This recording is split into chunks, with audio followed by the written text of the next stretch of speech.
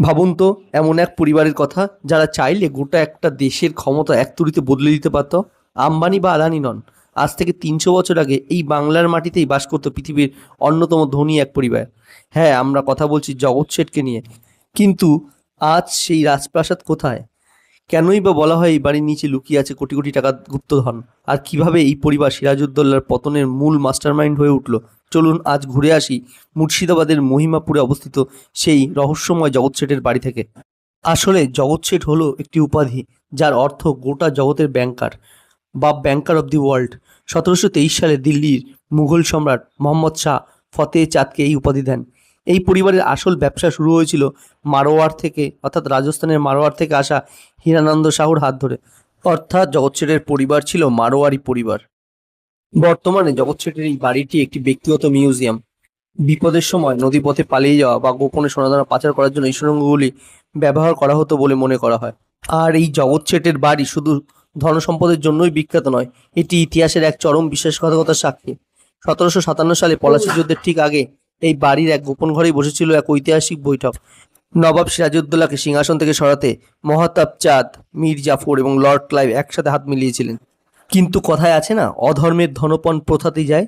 সিরাজউদ্দৌলার পতনের পর জগৎ শেঠদের পতনও ছিল অত্যন্ত করুণ। পরবর্তী নবাব মীর কাসিম জগৎ শেঠ, মহাতাব চাঁদ এবং তার ভাই মহারাজ স্বরূপ চাঁদকে মুঙ্গেরের দুর্গে বন্দী করেন এবং গঙ্গায় ছুঁড়ে ফেলে হত্যা করেন। এরপর ধীরে ধীরে এই পরিবার তাদের সমস্ত ক্ষমতা ও অর্থ হারাতে থাকে।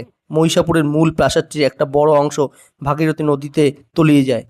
আর এই বাড়ির দরজায় এই যে তালাটি তোমরা দেখতে পাচ্ছ, এই ধরনের তালাকে সাধারণত সিংহমুখী তালা বা মারোয়ারি তালা বলা হয়ে থাকে।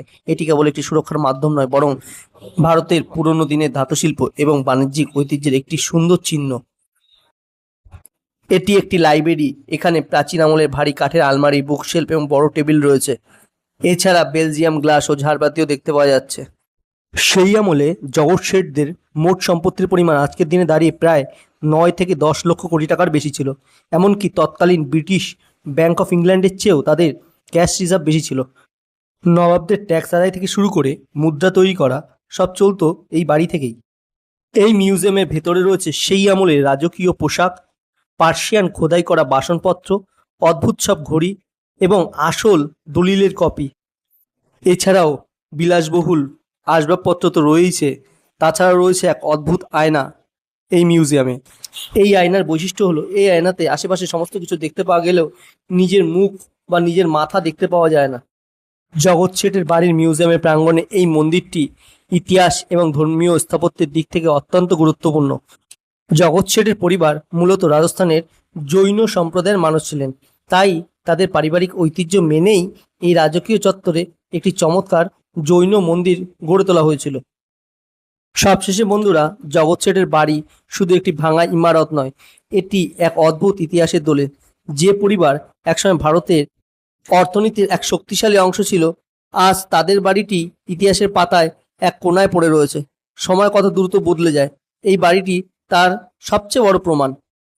স্থানীয় মানুষের বিশ্বাস, জগৎ শেঠের বাড়ির যে অংশটি মাটির নিচে চাপা পড়ে গেছে বা নদীতে তলিয়ে গেছে, সেখানে এখনও কোটি কোটি টাকার সোনা এবং হীরা জহরত লুকিয়ে আছে। যদিও এর কোনো সরকারি প্রমাণ নেই, তবুও এই গুপ্তধনের গল্প আজও পর্যটকদের রোমাঞ্চিত করে। তো চলো বন্ধুরা, ভিডিওটি আপাতত এই পর্যন্তই। ভিডিওটি ভালো লাগলে অবশ্যই লাইক করে দিও, আর ভিডিওটি বন্ধুদের সাথে শেয়ার করে দিও, আর চ্যানেলটি সাবস্ক্রাইব করে পাশে থেকো। দেখা হবে পরের ভিডিওতে।